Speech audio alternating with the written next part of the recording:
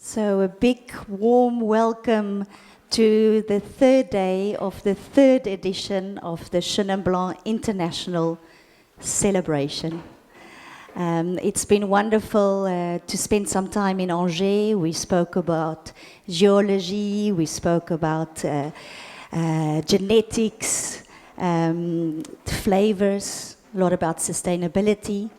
My name is Narieta Rikom. I'm the Vice President of Advini South Africa.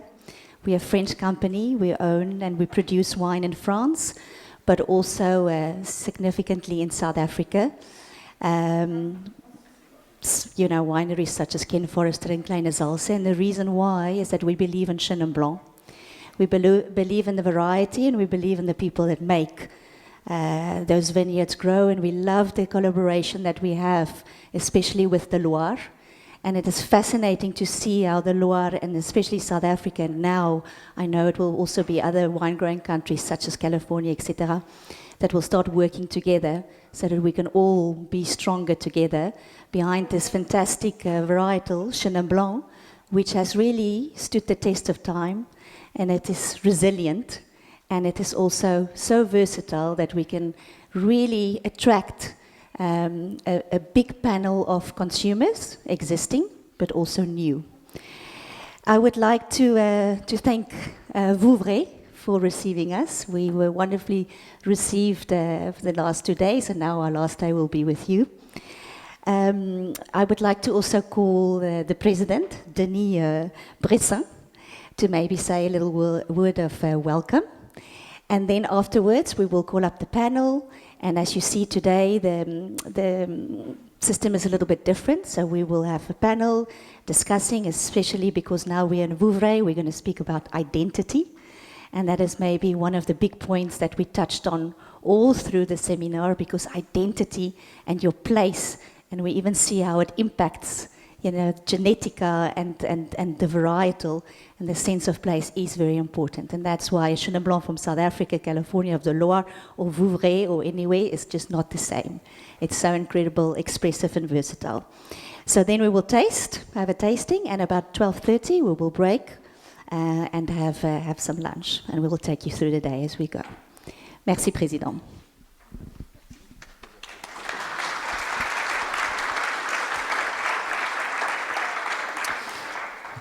Bonjour messieurs, dames. Alors oui, je suis le président de l'appellation, mais je suis là pour représenter tous nos vignerons du vignoble du Découvrez, qui sont très heureux de vous accueillir ici à l'Hôtel Noble de Vernoux. Vernoux, ici nous sommes à peu près à égale distance entre la culture ouest de notre appellation et la culture est, qui est Noisé et Parcé-Mêlé et Tours pour l'ouest de l'appellation. Alors, dernière journée de votre Chenin Celebration. Vous allez avoir des intervenants de qualité, goûter des cuvées de qualité. Et puis, une masterclass menée de main de maître par différents intervenants. Ensuite, vous vous retrouverez pour le déjeuner avant d'aller faire des visites que vous avez choisies lors de votre inscription. Et puis, nous nous retrouverons ce soir pour la soirée cocktail dînatoire pour clôturer ce joli week-end. Voilà. Je n'en dirai pas plus. Merci d'être là et on est très heureux de vous accueillir. So to start the session this morning, I would like to call Gillian Handelman from the United States. Where are you, Gillian? Oh, voilà. And she is the Vice President of Education at Jackson Family Wines, and she will lead the panel. Welcome. And then our main speaker is Nathalie Spielmann, Professor in Marketing at Neoma Business School in Reims, France. Nathalie, welcome. Really talking on the collective and individual identity of Chenin, because the whole session that we're going to tackle this morning is identity and how to construct that. And then on the panel, joining Nathalie, is Sarah Hwang from Domaine Ouet. I have not seen Sarah. Voilà. Voilà, super. Welcome. Stephanie Bolton, Sustainable Director of Lodi Wines in the USA. Stephanie. Voilà, Stéphanie. Voilà. Et Christine Miglio, Master of Wine and also General Wine Educator from the UK. And I saw Christine earlier. And there she is. Wonderful. All-women panel. But it's not done yet because we have a professor in sensory analysis at the University of Stellenbosch, Gillian Nieuwoud, who's going to join our panel this morning.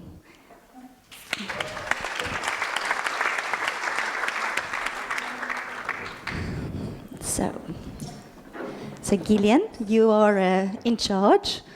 You have your mics. Keep the mic nice to the chin. And the translating is a little bit slow because of internet connection. So if there's any issue, then we speak both languages. Okay. Good morning. Bonjour. Good start. Okay, so this session today is definitely going to be different from the sessions we've seen in the last few days. It's not science, and we've been listening to a lot of science, and science is fact. Yeah, it's something that we accept as fact. Identity, yeah, it can be place, but maybe it's also us, right? It's human, it's culture, it's a reflection.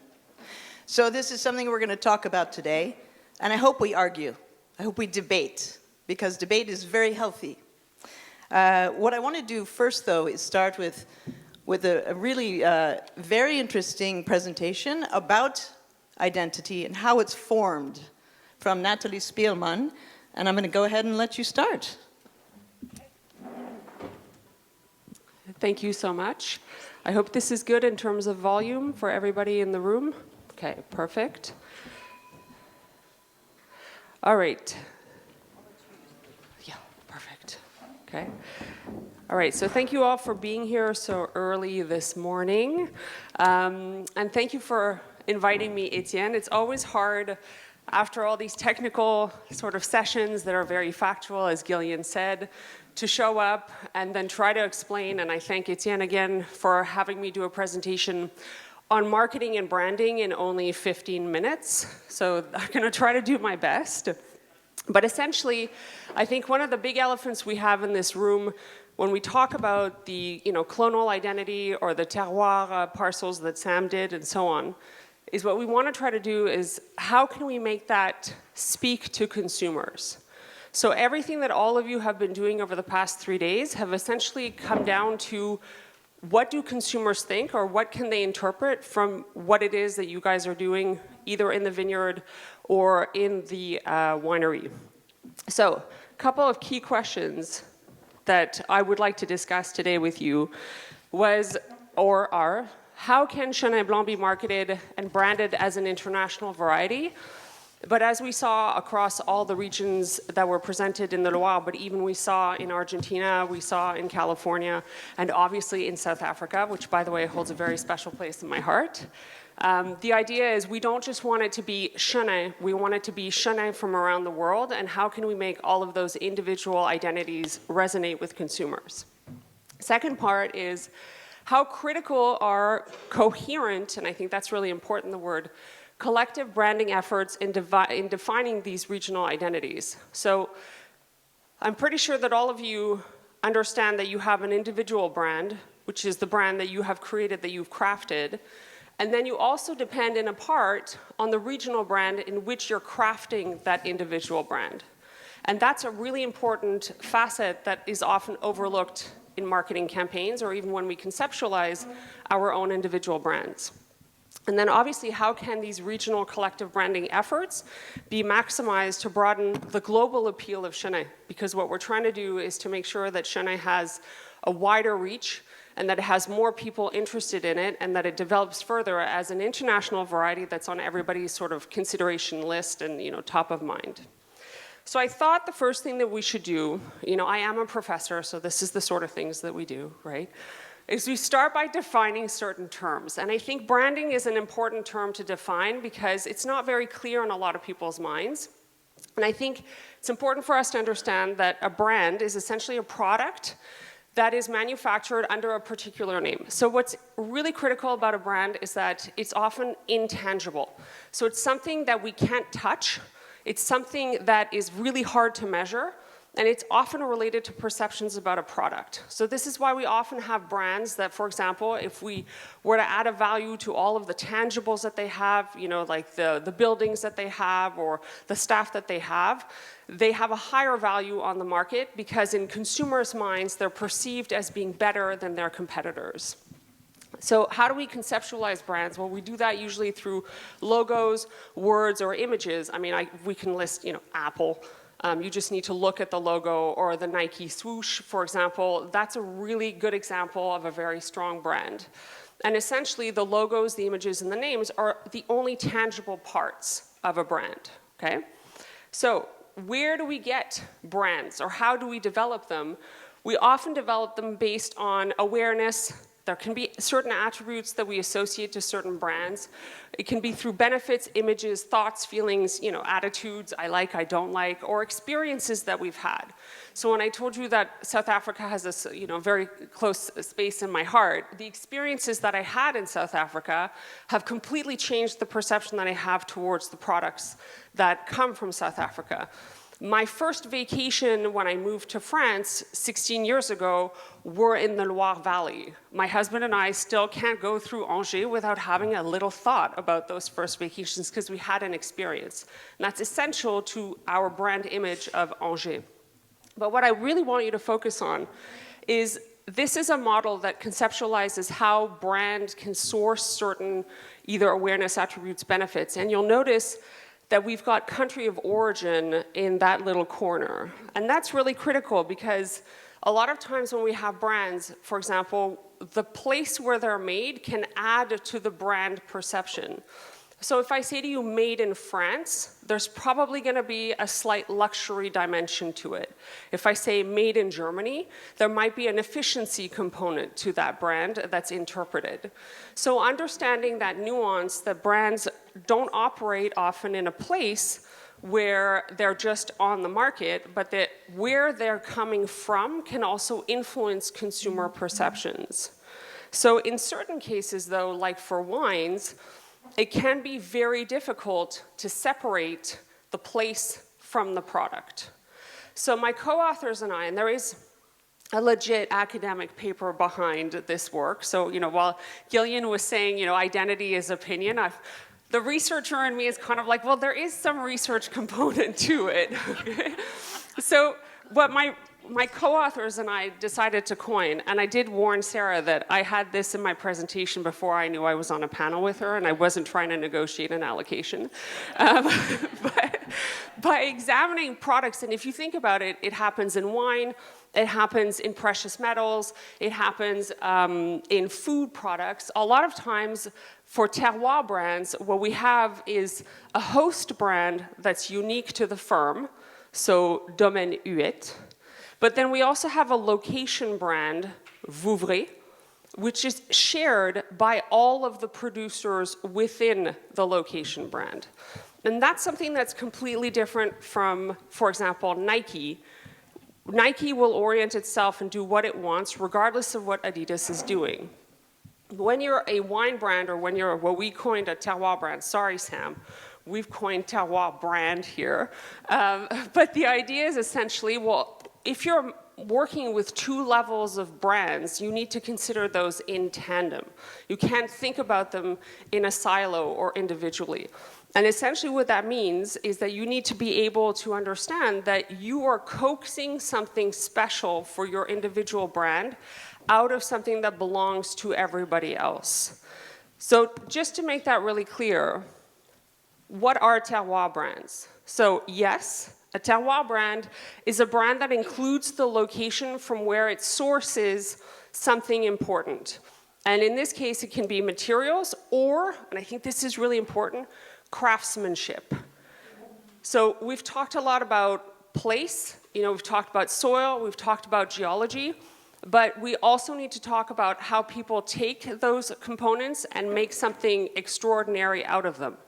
And then also, and I will get to that later on in my presentation, how those together can work to create potentially a tradition or a form of savoir-faire, as we talk about.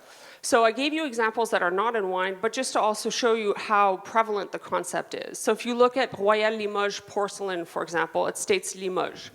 Tío Pepe Fino Jerez, Jerez is a place. Or Les Rats du Touquet, where, like, fundamental to that brand is the fact that it comes from Le Touquet. So terroir brands are essentially verifiable and authentic. So you can't, I mean, I come from Champagne, right? Il n'y a que Champagne qu'en Champagne. And we get pounded this into our heads every day. But it's true, you cannot make Champagne outside of Champagne. You cannot make Vouvray outside of Vouvray.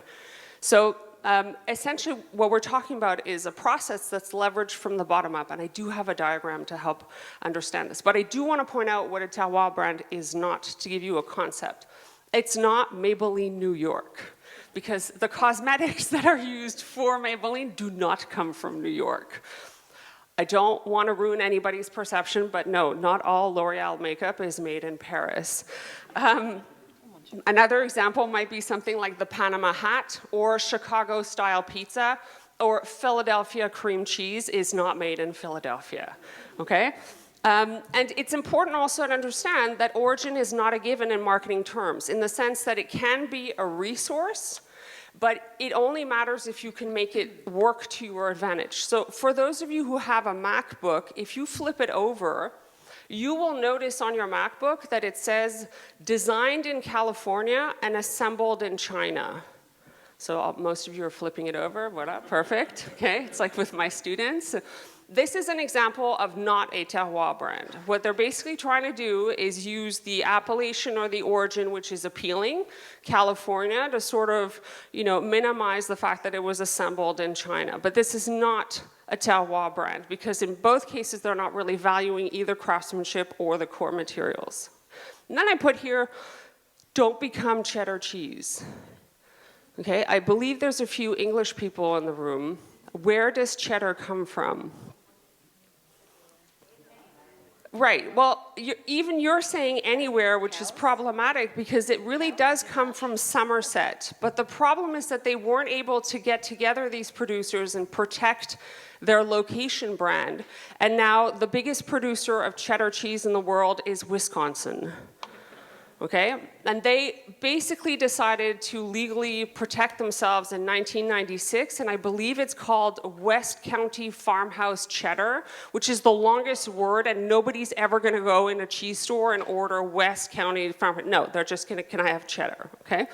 So it's important to consider this, because also when you're not a terroir brand, you can be transferred from one place to another, which is not what we want to be looking at. So critically, how do you become a terroir brand? Well, when we do branding, we often have a top-down perspective. So we have, you know, a large group, for example. I put here our favorite LVMH because, okay, it's an easy one to do. And LVMH, when it buys a brand, basically takes the quality perspective that it has and it, you know, it brings it to the brand it's buying. So LVMH, luxury, high-end, expensive, you know, buys Moët Chandon or Moët Hennessy, that automatically takes on that perspective as well, you know, Louis Vuitton, Belvedere vodka, etc. But when you're a terroir brand, it's the opposite effect that happens. You can only have a terroir brand because all of the producers together decide to elevate that brand and make it resonate. So again, I mean, I do have to speak to my champagne, right? So you've got, again, this Moët Chandon, and you have a grower, Bérèche et Fils, and then you've got the cooperative de Rilly-la-Montagne. Those three actors together, because they exist and because they work together and they have the same coherent message, are able to elevate the champagne brand, which benefits them all together finally. It's kind of like a feedback loop. So a terroir brand can only be leveraged by those who create, contribute, but also maintain that place brand or that location brand. And I think that's really important. So how does this happen, or what are the implications? Well, I love this diagram because I think we've all been in a situation where we've worked with people and been one of those two dogs, right? Where everybody wants to go in opposite directions, but nobody's actually getting anything out of it. And what happens when you have strong terroir brands is that you have necessarily a collective. So you have a responsibility to other firms in the sense that the better you are within your location, the better the location will be perceived, the better your competitors will be perceived, the better you will be perceived. So there's a sense of moral engagement and sort of social responsibility to the other actors. It's what we call co-opetition. It's working with your direct competitors because both of you have more to gain from it than if you worked individually. And because you share a brand, you cannot not work together. And this form of moral engagement essentially relates to perceptions of justice, but it also regulates actions. It limits how much, let's say, negative behavior, we call it shirking, trying to get more than competitors out of an apple. That doesn't happen when you have strong terroir brands. And I know this because living in Champagne, as you know, Champagne is one of the strongest territorial brands on the planet. Very few people have not heard the word Champagne, and very few people don't have a very clear perception of what it is. And if you think about it, Champagne has 16,000 growers, and it has 4,000 different brands. And they're able to make that work because each one of them understands that it's better if they all work to elevate the Champagne brand together rather than individually. Another downstream effect of terroir brands is a sense of collective efficacy. So it's feeling that the only way to do this is together. The stronger your terroir brand, the more you'll feel like it's working. And rather than just feeling like your own brand is efficient, you'll feel like the collective is actually working for you. And I think that's a critical factor that we underestimate. And this is directly related. We've got two sustainability experts here, but this directly relates also to protecting the resources that are unique to your place. And this notion of it's not morality in the negative sense, but this moral engagement in the positive sense of justice and making the best of what you have, because there's a sense that when we're doing it together, we're more efficient than when we do it separately.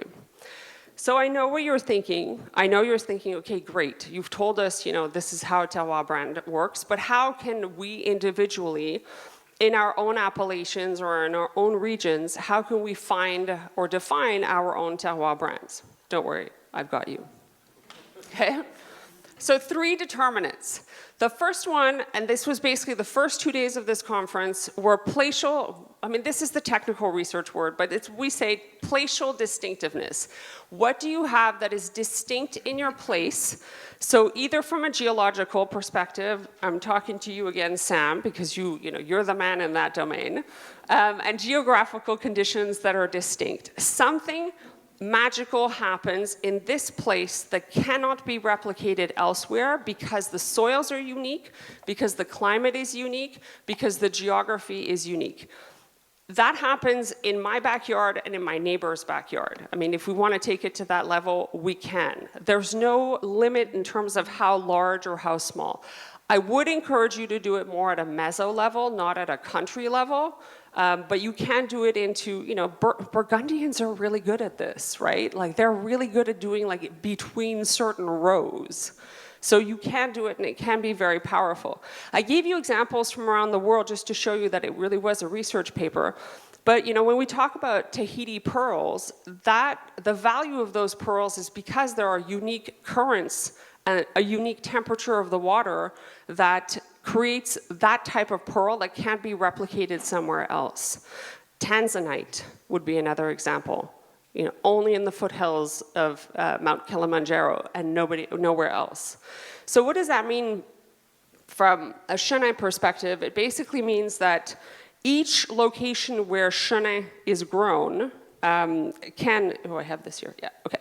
So each location where Chenin Blanc is grown essentially presents different placial distinctiveness, and that distinctiveness is where you can start your first pillar of how are we defining our own identity.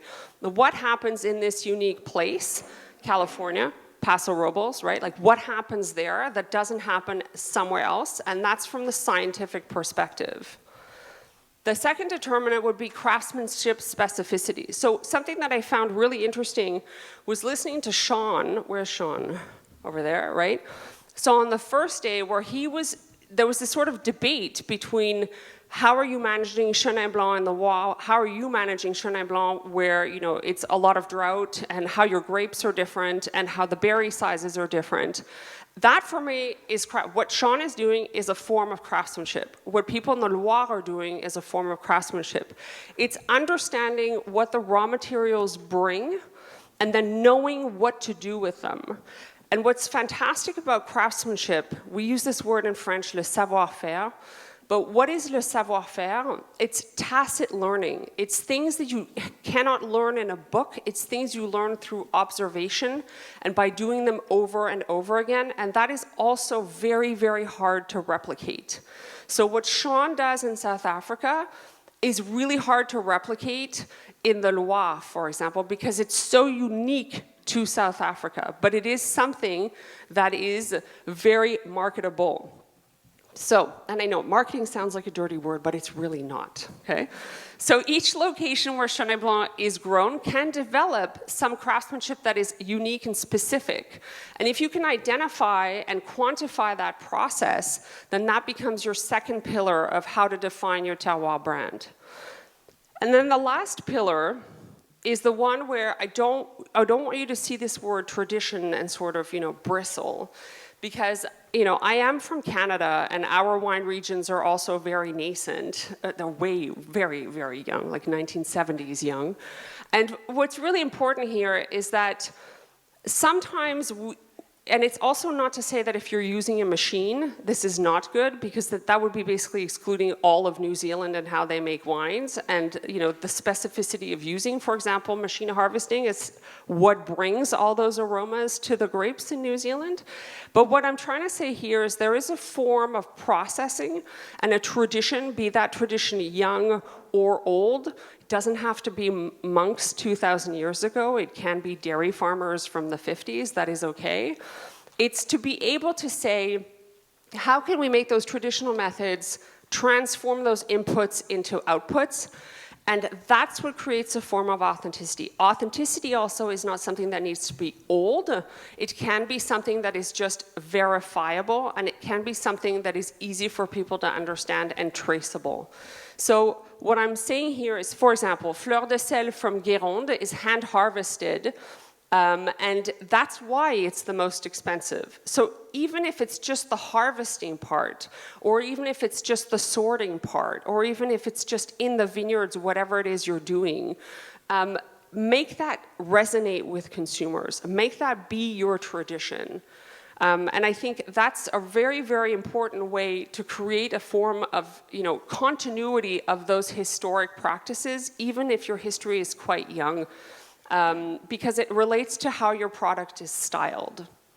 So those are the three main pillars. And interestingly enough, every single appellation has those three pillars that they can take out. It's the combination and the weight that you put on each of those pillars that will create your unique selling proposition.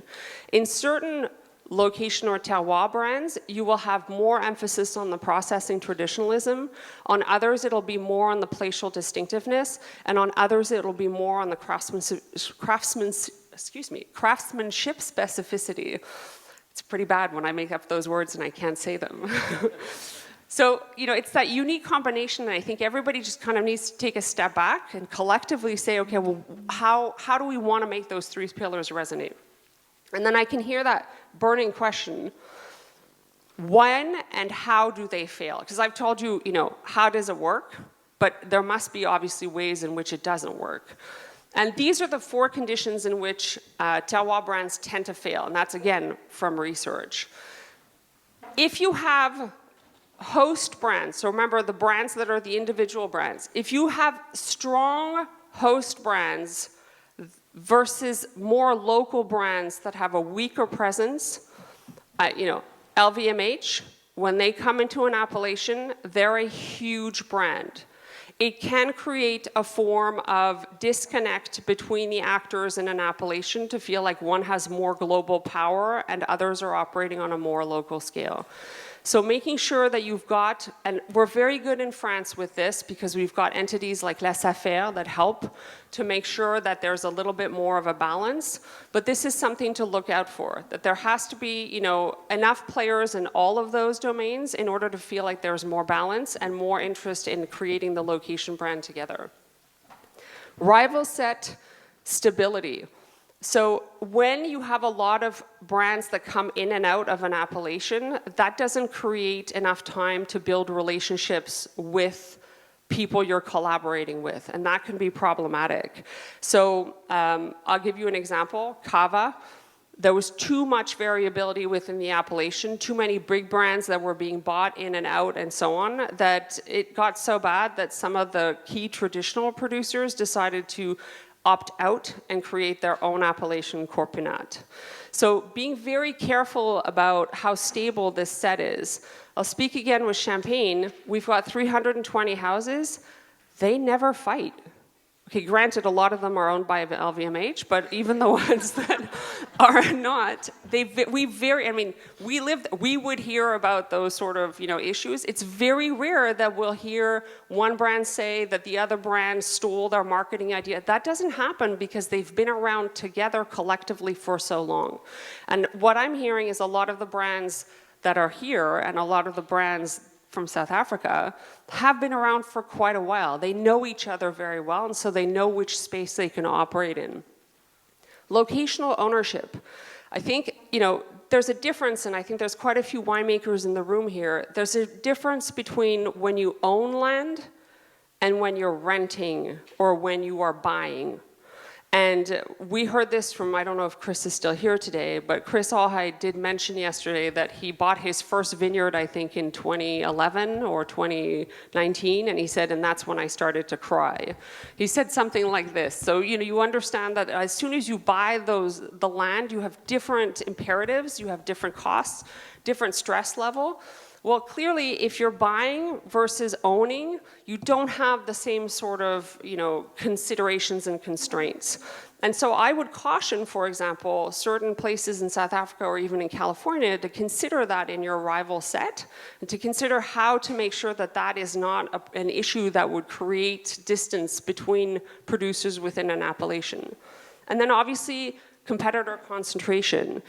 So this is the only one that really depends, for example, on the size, the hierarchy, and the structure of your appellation. But understanding that, you know, the higher the number of competitors, the more diluted your individual brand might be.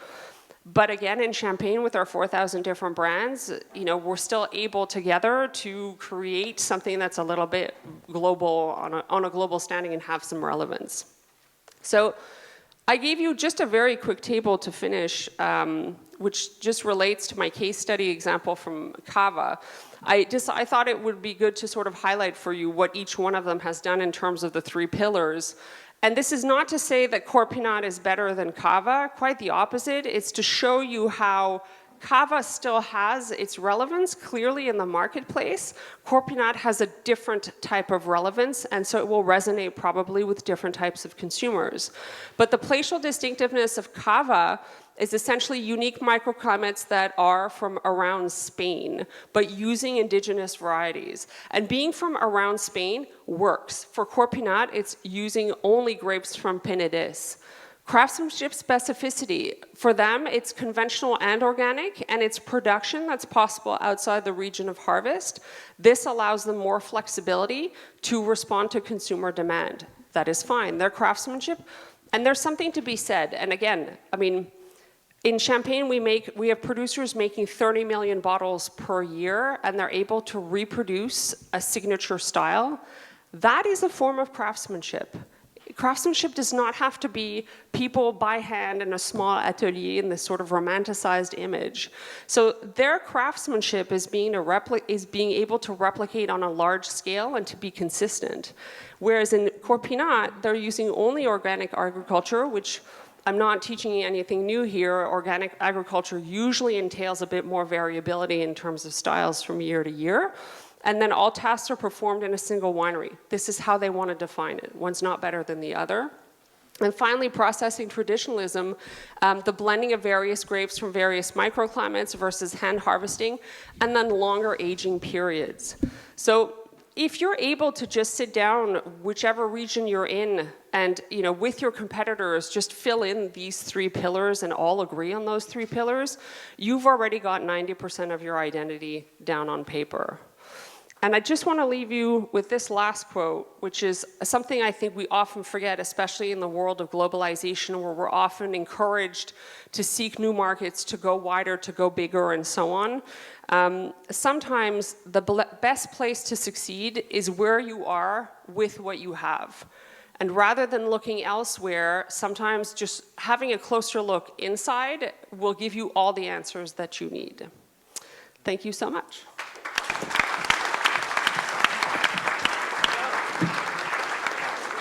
Ooh, outstanding presentation.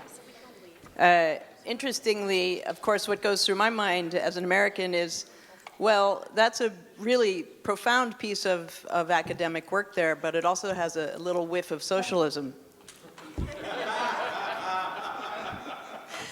But what I would say is that it's a cautionary tale about the dangers of tribalism.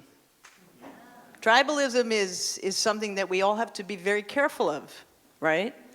Especially if we're trying to create a collective to raise everyone.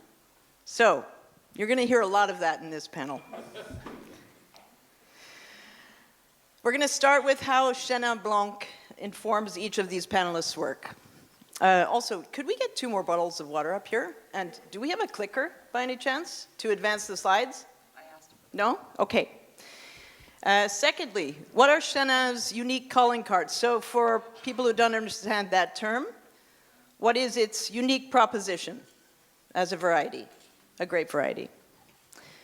And very much to the description of this panel, what are the tools and the platforms that we can use collectively to build Chenin awareness and traction? Traction being staying power, right? Durability. And then we want to send it back to you for a discussion and Q&A, because hearing from you about the tools and the platforms that will work is really important. I want to talk about identity, because I think maybe we all have a different definition of what identity is, and I looked it up. It's very clear. The fact, that's a strong word, right? Of being who or what a person or thing is. So what defines the identity of a grape? These are just some things I thought of. Human reflection, for sure. Do you agree? Good. We don't want to all agree. Its ability to handle nature, what nature throws at it, right? If you're Pinot Noir or you're Sauvignon, or Cabernet. Very different. Economics. Can you afford Pinot Noir from Burgundy, or can you afford Sauvignon from New Zealand? That's very important to the identity of a grape. Food affinity. What kinds of foods? In the United States, beef reigns supreme as a protein at checkout because of its dollar value. And so what wines go with beef? There are 95,000 steakhouses in the United States. 95,000. So what goes with beef? Cabernet, right? So there's a reason that Cabernet is so powerful in the United States. Innate character, familiarity, recognizability, who we are as human beings. Do you recognize Gewürztraminer because it reminds you of your grandma? Or do you recognize Chenin because it reminds you of tenderness? Do you recognize Sauvignon because you like herbaceousness? How do you recognize it? Generational shifts. This is a big one, right? because rusticity, all research shows that for young people like fruit. But it's true that all mammals like fruit. Babies, bears, right? Everybody likes fruit. But do young people have a threshold for rusticity that's different than what we have now or what we had in the past? Being in the right place at the right time. There are many grapes that are just in the right place at the right time. The United States is an excellent example. Merlot. I can say it. That's really great. I don't have to work too hard at that one. Also, it's easy to be with, right? So that's an important element when you think about identity and how it's played out on the world stage. Pronunciation.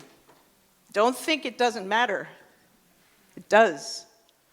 So Chenin, or Chenin, or Chenin is in a good place with this, right? Probably better than Scheurebe.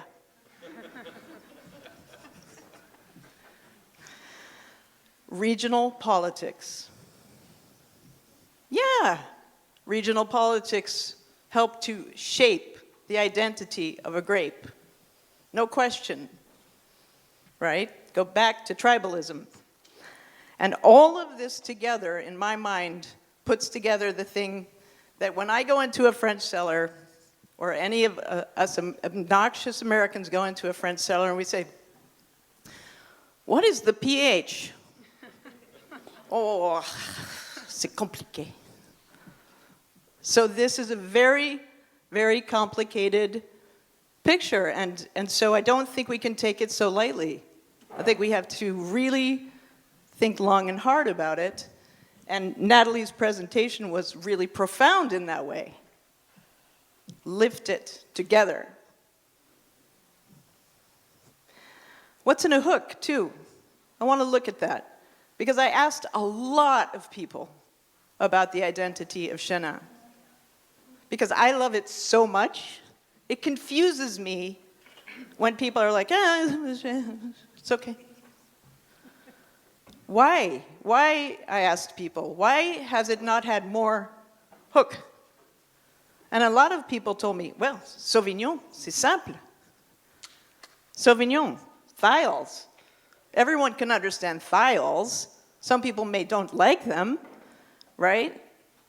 I was at Lagrange Tiffen, and they said, Sauvignon, Chenin, oui. But most people can recognize Sauvignon. So the comprehension is there, right? Another hook.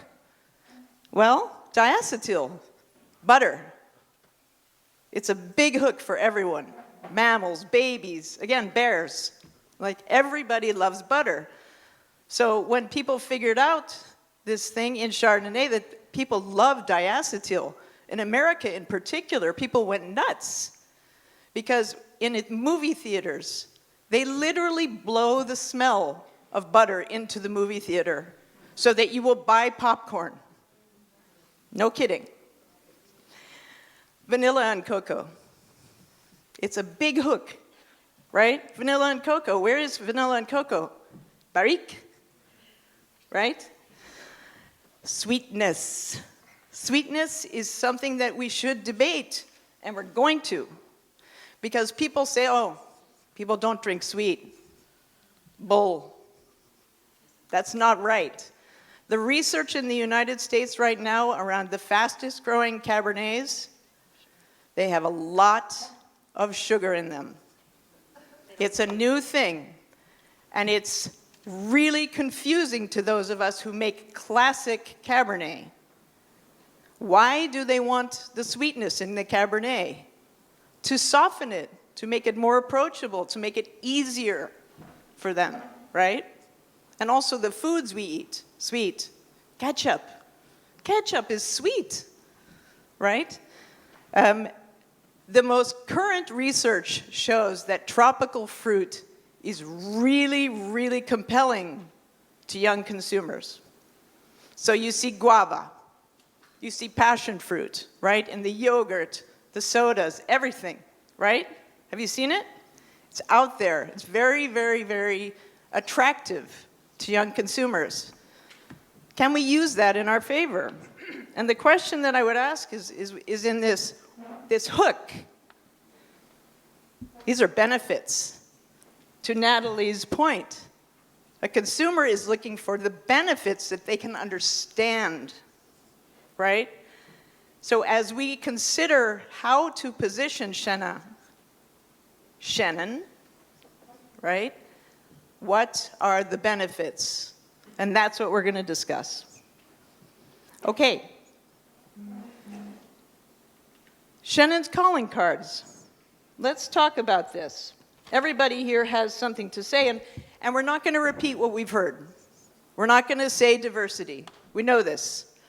We're not going to say that it grows well in so many different climats. We know this. We're going to talk about other calling cards. And so what I want to do is start with Christine. Christina works as an educator for Wine Folly. How many of you have seen the work of Wine Folly? Yeah, because they've done something remarkable, which is use visuals, which everyone can understand, because they're not Eurocentric, right? They're not chauvinistic. They're for everybody. So please, what are the unique calling cards of Chenin? That is a difficult question, I think, because we have talked a lot about diversity of style. And when we come to consumers, Chenin can be difficult to understand at first, because I think as an educator, and if you went through any sort of wine education, Chenin is generally not within that first kind of set of grapes that we talk about, unfortunately. So when we're talking to Chenin, or talking about Chenin with people, its unique calling card for me is some of its aromatics. For me, I use the term wet wool or lanolin. That's something very unique to Chenin that we don't see in other grapes. And also, its ageability as well is something that we talk directly about that not every other maybe white grape has. So I would say its unique calling card, aside from its diversity, which is a very strong calling card because there aren't many grapes out there that can do what Chenin does. So that's normally the first thing I say to people. And then I really discuss, well, what are these unique aromatic characteristics with its structural components? And those two together make Chenin very unique. So those very distinctive aromas, depending on when you're picking it, and that match of very high acid and this texture, this kind of broad texture when we're talking about acidity as well, is very unique. So for me, I'm talking structurally and aromatically about the grape after we get past the stylistic differences that it can produce.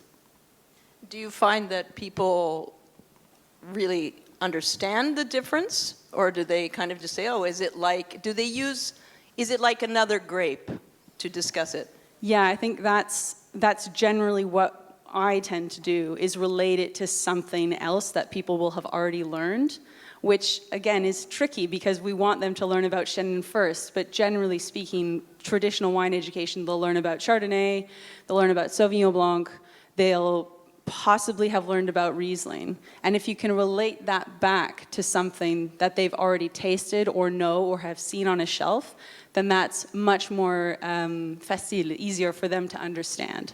So it's just like if you've never, somebody said this to me the other day and I was like, that is perfect. And hopefully I'm not stealing it from somebody on the panel right now.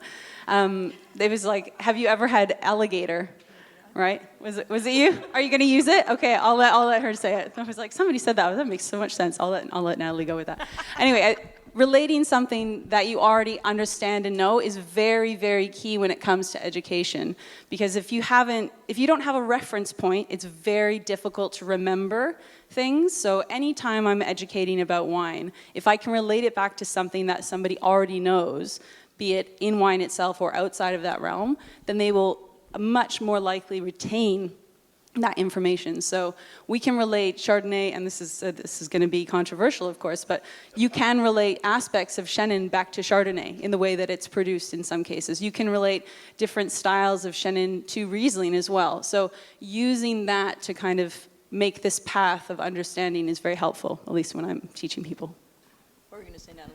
Yeah, so the discussion came up, and I think Helen, you can also speak to this as a sensory professor. I teach sensory marketing, and so often we talk about the vocabulary that we use or that consumers use when they're faced with something new.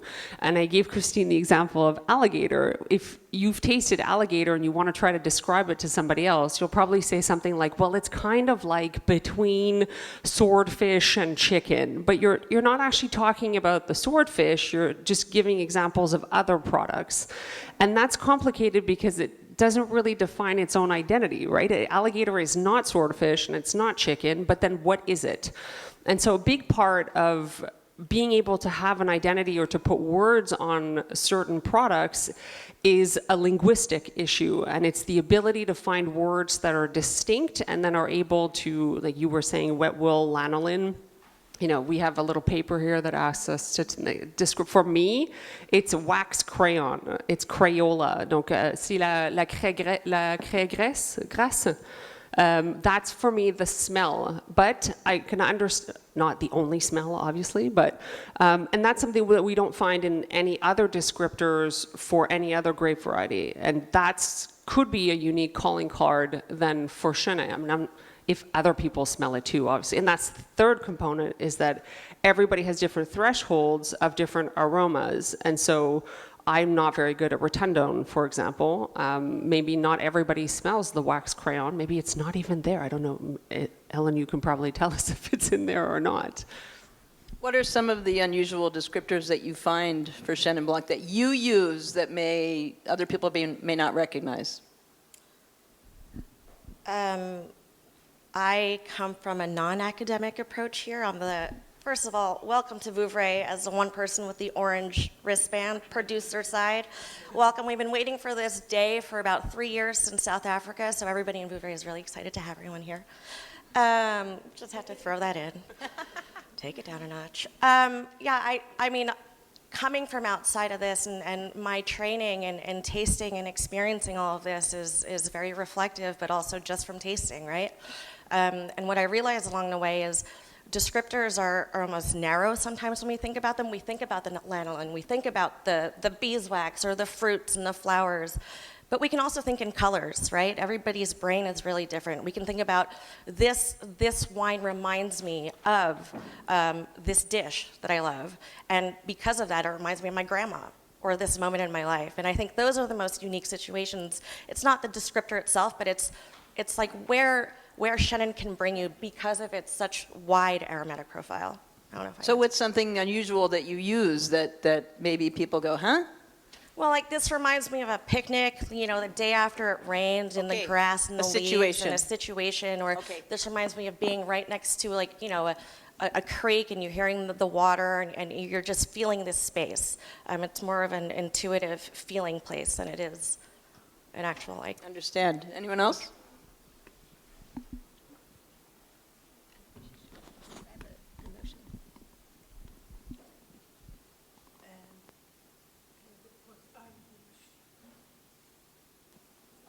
Okay. I just want to go back one step and say that for uniqueness in Chenin, I would not only restrict the discussion to terroir. For South Africa, I would rather also say a big unique aspect is a sense of place.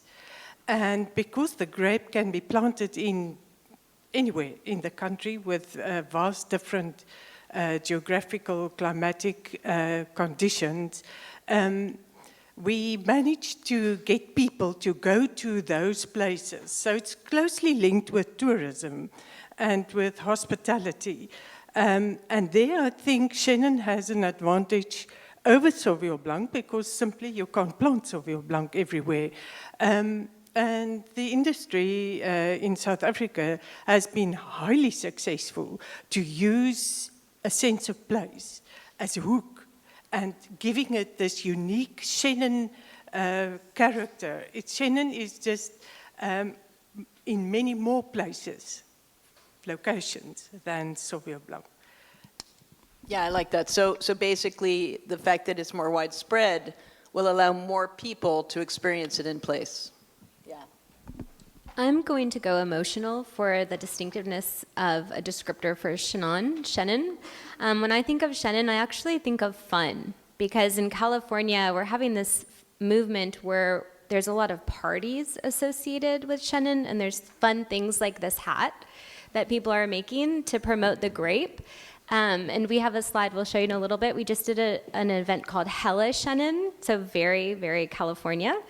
And more so than the other grape varieties, it is associated with joy, and that's what a lot of people need right now, is to have fun. And we have a quite chaotic world, so we're enjoying the opportunity to just get together, not be as serious, but drink very serious Chenins and taste them together, but actually just enjoy each other's company and have fun and unite on the purpose of the grape for joy. Yeah, that's really true.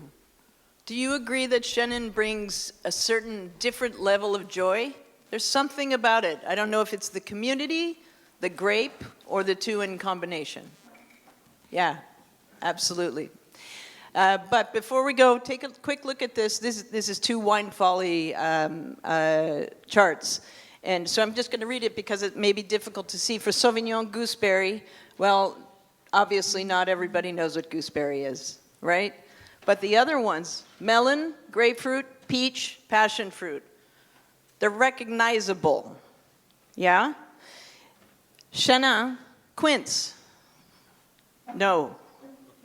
No, it's not recognizable. It's a descriptor that's useful to anyone who understands that quince is a hard fruit that ends up as something else. You don't eat quince alone, ever, right? Just raw. It hurts. Yellow apple, pear, yeah, chamomile. I guarantee you, Americans with chamomile, they're like, what is it? Oh, wait, it's my grandma's tea, right? So once again, it's not that we should change this, but we need to begin to educate people about what these things are. Everyone knows what honey is, miel, of course. Okay, I also wanted to suggest that even though we've discussed how Chenin can give you, something for everyone, Sarah, how do you, when people walk in, how do you identify what to offer them, since you have such a vast range of wines? We tell them what they're going to drink. Well, I just want to say that because this has been really interesting, I really enjoyed Natalie's talk and had a lot of kind of piggybacking to do off of what she said. Do I get an allocation? Yeah. Okay. Sold. So, I think that my perspective is unique, as I said, on this panel, but also within the appellation of Vouvray. My family has owned Huet for over 20 years now. Huet's not, one of the oldest wineries in the region. This is what I tell people. It's, there's friends in this room whose families have been making wines for 10, 11 generations, right? So for me and how we see things, it's really about perspective. And in order to have that perspective, coming in, what drew us to Vouvray and to Domaine is this beautiful story of the impact of what the Huet family had, not just in Vouvray, but on the wine world. And it's the humanity of it that I think people often forget when we're so concentrated on wine. And this goes back to kind of storytelling and having people understand the foundation of why you're doing what you're doing. But in order to allow people to understand that, you have to know that yourself. And when we first came in, when I first moved out here in January 2012, it wasn't the easiest. I think even producers in this room could agree that there was a lot of uncertainty about who my family was, who I was as a human, just as a person, and what that would mean for the future of the winery. And so what that meant was I was forced to really reflect on who I was, what my place is and was and continues to be within Domaine Huet, within Vouvray, within this world of wine. And then, you know, as a next step, what does Huet represent? What does our work represent, right? And so every piece of what we do as producers was reflected on like that. And what I can say today and what I do say is that's kind of the identity. This is the identity that we talk about. We know as a team, and it's a we know as a team why we do what we do and how we do it. And it's almost a stubborn way of thinking, but who is anybody else to tell us what we should or shouldn't be doing with the fields that we know best, right? I know I didn't answer your question, but I just thought that was an important point. Identity. Okay, accepted. Thanks.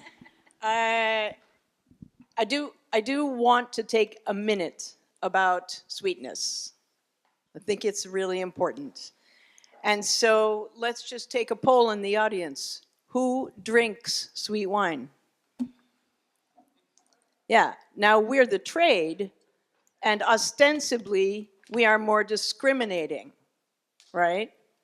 But back to the idea that everyone loves sweetness, it's just, back to science, it's just a fact. Carbohydrates, right? So what's preventing us and the media and fashion from promoting sweet wine? What is it? And I know some of you have opinions, and I would love to hear if anyone out here has opinions. Go ahead, Sarah. I got a lot of opinions. Well, then let's let Christina go first. No, so I think your question is excellent. Who drinks sweet wine? But there's a very good question of who buys sweet wine, right? Because that's actually the crux of the problem. Because I love sweet wine, love it. How much port do I buy a year? Not much. Should I buy more? Yep. Should I buy more sweet wines in general? Probably. But remember, we're a room of trade, and probably you drink a lot more sweet wine than you actually purchase. So that's something to think about. But also, the problem with sweet wine is the moment of consumption, right? When do we consume sweet wine? It's almost always at the end of a meal. That's a big problem, right? And a lot of producers in Sauternes, Tokai, and I would hope here as well, are looking to change that moment of consumption, because if you can get your wine in at the beginning of the meal, you're doing a lot better. Champagne doesn't really have this problem, right? They're like, yep, we're getting in early, we're good, everybody's in, we're good, yeah, fine, great. But the sweet wine producers have a big problem in that people are cutting down on everything, on alcohol, on food, so they might skip that cheese plate. They're very likely going to skip the dessert, and if they've skipped the dessert, maybe that moment of consumption is gone. So there needs to be almost a rethink of when that moment of consumption is. It doesn't have to be dessert. It shouldn't be dessert. Try and move it somewhere else, or create a new moment of enjoyment. That's going to be a key part of keeping sweet wines in general alive. I like that answer a lot, but I want to make sure that we are also considering demi-sec, or things just above threshold to 1%, 1.5, right? So let's get into that as well, not just the very sweet or dessert or Côte de Chaume, etc. Sarah? I mean, demi-sec is what I think is the magic of Vouvray. It's where our natural palates lie. This is the strength of Champagne. Champagne demi-sec made it really hard, apparently, Germany. for Vouvray. I don't buy into that. If we talk about Sauternes and Tokai, yeah, they're known for their sweet dessert wines. They're also two winemaking regions that are making more and more dry wines. And I think that it's this weird back and forth between producers and media and markets in this global market, and people listening to what everybody else is saying and kind of maybe losing a sense of identity as producers. Because, and I've said this to a few people the other day, if everybody, if in Vouvray we go through a couple years where they're just dry vintages and we can't make sweet wines because the balance in the juice isn't there, well, they're going to be dry vintages, at least at Huet. So that's 2 years where the markets are going to see dry wines from Huet. So obviously then the return would be people are drinking dry. So then if we hear from the media, from the Psalms, people are drinking dry, and you change your production to satisfy what these people are saying, well then obviously people are only going to be drinking dry. The number of times I've been on the market and people are like, oh, finally, demi-sec. We've been missing this. Numerous times. Vouvray is known for its demi-sec. Vouvray is known for its moelleux. It's about getting people to taste it, and when they taste it, they're in, right? And so I think it's a complicated thing because, in all of this, we're trying to pigeonhole, and I get it. You have to figure out an approach to sell the wines, but it doesn't necessarily have to be taste. It can be story. Fact can be feeling, and that's what creates the authenticity. So I 100% agree with Sarah, and I'm going to take it from an academic perspective and a consumer psychology perspective, because that's what I do. And there's two types of approaches to the market from a marketing perspective, two main types. The first one is the marketing orientation, where you ask consumers what they want and you make it for them. And the second one is where you make a really good product and you decide that if it's good enough, they will come. So a couple of issues with both of those approaches. The first one is from the marketing orientation, if you ask consumers what they want, well, consumers are notorious liars. And they are the worst estimators of their own behaviors. And the problem with that is that they can have a feeling on Monday and have a different feeling on Tuesday. And so you end up being in this constant reactive mode, which means you're always behind the trend and never at the forefront of the trend.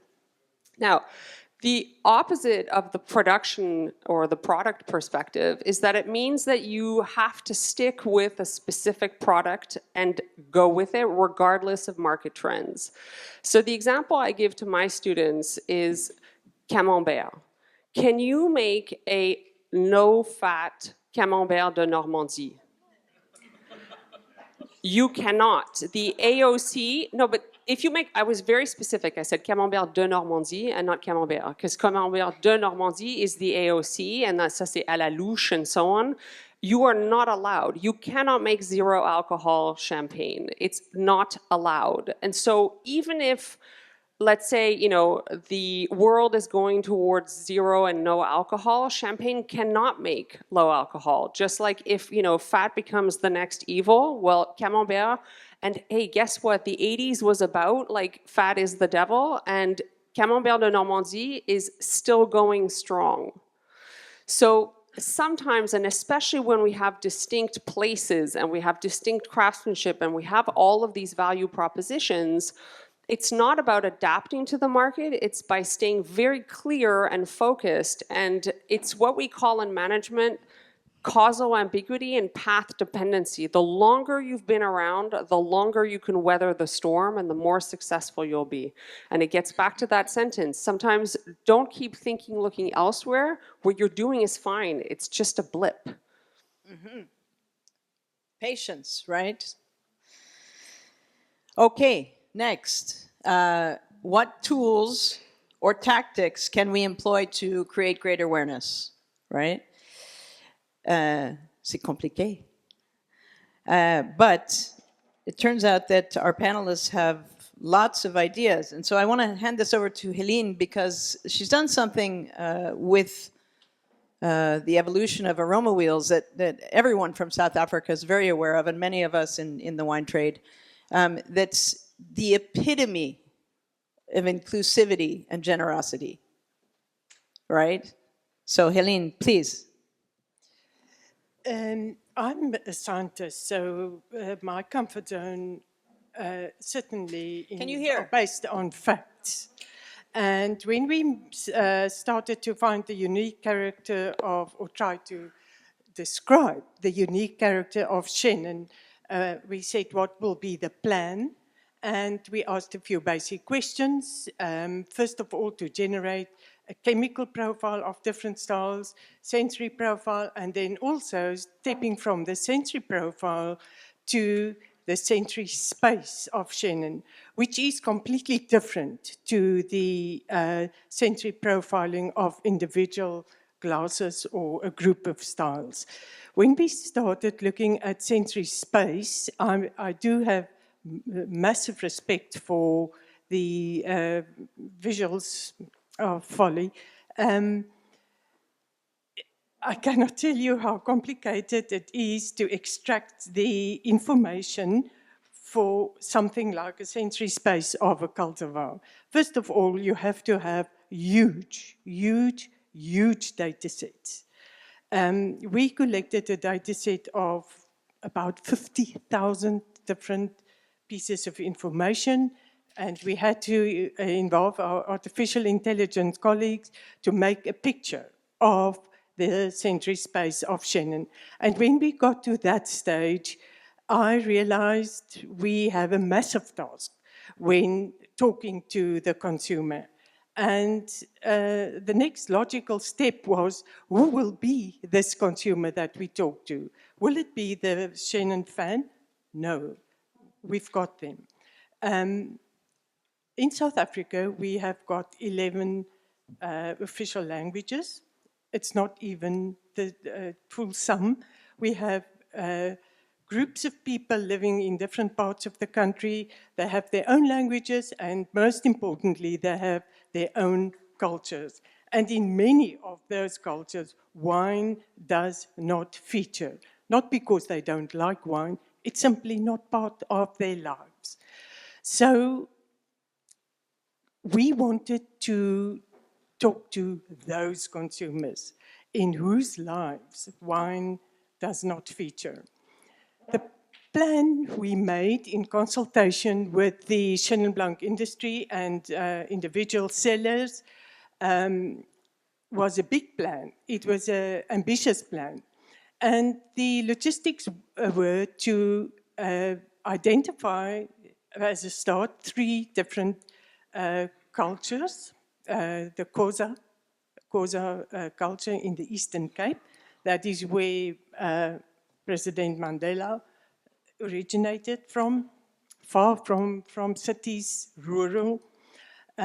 People live in small communities. They do not really have shops. They provide their own food. They slaughter their own animals. And then Zulu, the Zulu group in the northeastern part of the country, just south of the border with Mozambique. And then Shona, which is basically in the far north of South Africa, but actually more into Zimbabwe. The reason why we chose those 3 cultural groups was that especially Ina and some other industry experts had very good connections with sommeliers in those specific from those specific cultural groups. These people operate in cities. There's no work for them in the rural areas. Anyway, so we compiled 3 panels, and we asked them, we showed them the English version of the aroma wheel. Which is up on the screen right now, you can see it. Oh, good, excellent, there you can see it. Yeah, that was that. Just to go back one step, that was the outcome of this, I think, 3-4 year research where we applied the data text mining of the South African Platter Guide.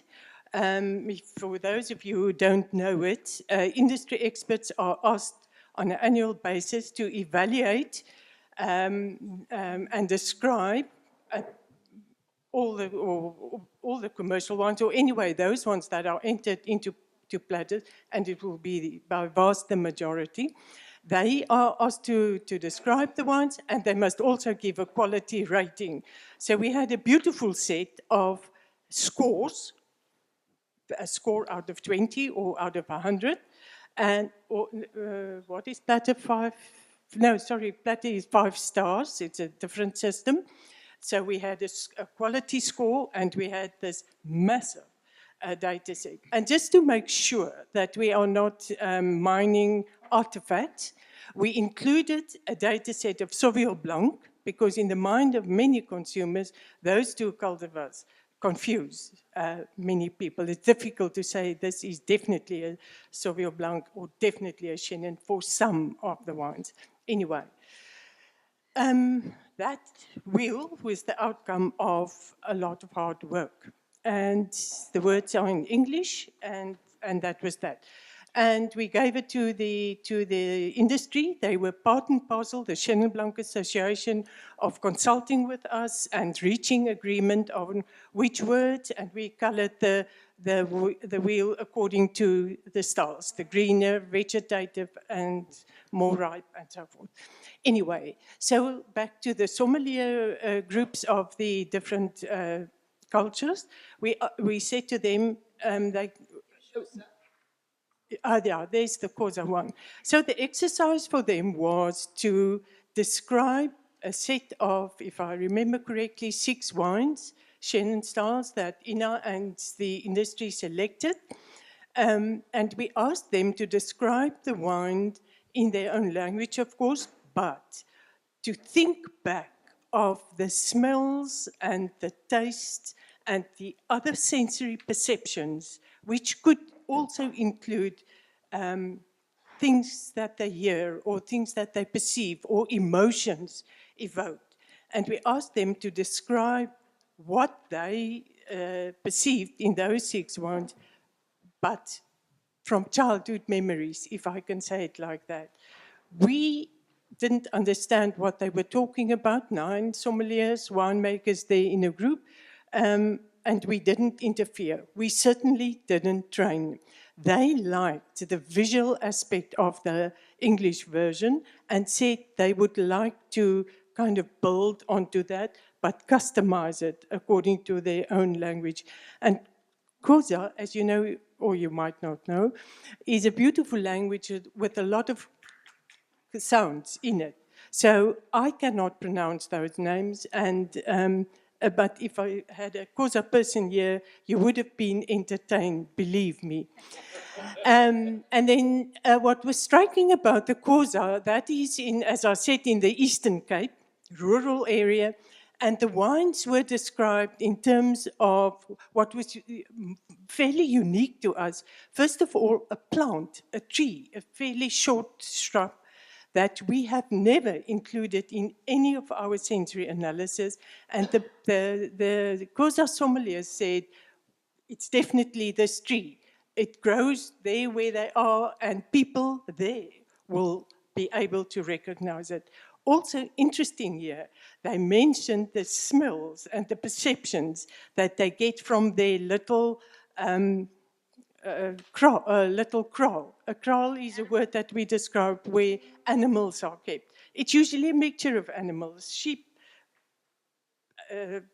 pigs, a lot of that. And they picked up the smell of that place where the animals are standing. So don't we have the equivalent in barnyard? Yeah, except they won't. Some of those places are not strictly qualifying as a barnyard, but more or less. Okay, and then the Shona was also very interesting. My apologies, we have the wrong wheel here, but when we send it to you, it will be correct. I want to say something about the Zulu wheel. The Zululand area is very important for production of sugarcane in South Africa. And the Zulu people used several words to describe the smells and the perceptions that if you walk through a sugarcane field, I don't know if any of you have had the experience. I was privileged to be there. It just shuts off every other perception. There's so many things happening in a sugarcane field. Anyway, to get back to the impact, why was this a tool? I'm really honored to say that we were blessed to fall over this initiative. The response from the participants in these groups really humbled me. They said, thank you for respecting us to be part of Chenin. Thank you for allowing us or helping us or encouraging us to describe the wines in our own words. And thank you for including us. I have to say that is the first time that I had the opportunity of not trying to think I should educate a consumer. Rather stay quiet, listen to these people. They come with a rich vocabulary of experiences that few people in the world today are privileged to experience. What a rich source of information, new words, new perceptions, and most of all, they can communicate it to their own people. They feel included, and we feel, sure, we should have done this a long time ago. It's a work in progress. That's amazing. Yeah, it was. Yeah, it really is. Yeah. Mm-hmm.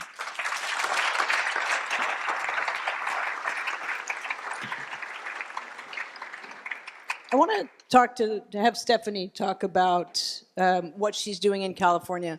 How many of you have heard of the Lodi region in California? You will be hearing more about it because it's a source of a lot of old vine material. It's mostly growers, not wineries. And so how do you promote that? And Stephanie has done an incredible job with it. And what is my question? Your question is, what have you done? Oh, dear. Okay. Well, as a tool. Natalie, I wish that I could have you come to Lodi and talk to our farmers because so we got an allocation and we got a yes to a visit. I love it. So we have created a terroir brand. The farmers, if you can believe it, of Lodi, California, we have about 750 of them. They decided to tax themselves on the sale of their grapes. So farmers voluntarily taxing themselves. That money goes into a pool for research, education, and promotion. And our community is really heavily involved in lifelong learning. And so one fun thing that we do, this is my little barn at my house. I don't know if I have a good barnyard smell or not in there that smells like Chenin. And what we do is we invite a lot of different people to come together to learn something. So we might have scientists in there. I've had a virus party in there. We might have winemakers and growers in there together. We might have a party centered around sustainability, but we do small groups of 25 or so people. And because it's a learning experience, I think people feel very comfortable coming because they think that they'll get something out of it and they may also be able to contribute. But we focus on connections because we do not have a lot of money and we need to leverage the resources that we have. And that has helped us greatly in terms of building our community centered around learning. Which is a really profound platform, if you think about it. But that's all been built on community and education, everyone lifting each other. Americans don't self-tax, believe me. And talk about this, Hella Chenin. So this is the event I mentioned earlier. We're going to have the second one on May 16th, 2026. You are all invited. We had about 350 different people gather in Berkeley, where Gillian is from, to celebrate the grape, just like we are doing here. And it does say France. That's just a screenshot capture. So France is included in the actual logo for the Hella Chenin event. But it's basically a lot of learning, but again, bringing that fun, kind of cool, hip element into the learning process so that we are attracting new consumers. Our jobs all depend on the success of the wine industry, and we do need to bring new consumers in. And Chenin is actually a wonderful grape. I would like to personally thank the Vouvray region because my first aha moment where I discovered that I could love wine was a Domaine Pichot Vouvray. That event sold out in days, just a few days. I know they're calling on us to stop. So we will, because we follow rules here. But I wanted to point this out. I think this is really brilliant. This was developed by Ina, yeah? Because someone showed it to me at the tasting the other day. This is a scale about rich, fruity, and fresh, right? To give people an indication of what kind of style, they're drinking, because we have all identified that that's a barrier. It is a barrier for people who don't know. We know what it's done to Riesling, right? So that's very much a cautionary tale that we need to avoid. Of course. So often, we're talking about everybody wants sweet. We were at the sweet moelleux tasting yesterday at the visit. There weren't that many people there. Anyway, my point is that so often the way that we approach sweet wines is, before tasting it, is how much sugar is it? So we're forming our brains and what we think we're going to taste and how we should react before we actually taste it. And so to answer a question from a long time ago, the answer is we decide what people taste, and before they get any numbers, and whoever's coming to the winery, you're going to see that. How much sugar? Taste it first.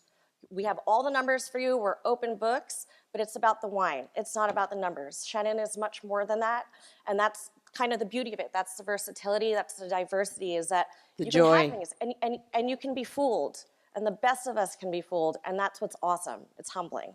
Yeah, that's right. And then I'm just going to leave you with this. Which one of these is Pinot Noir and which one is Cabernet?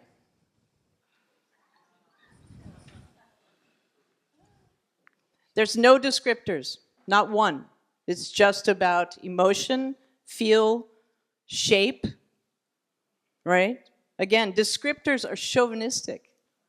So we need to really consider how we work together to bring this together. And last, we're going to end with this.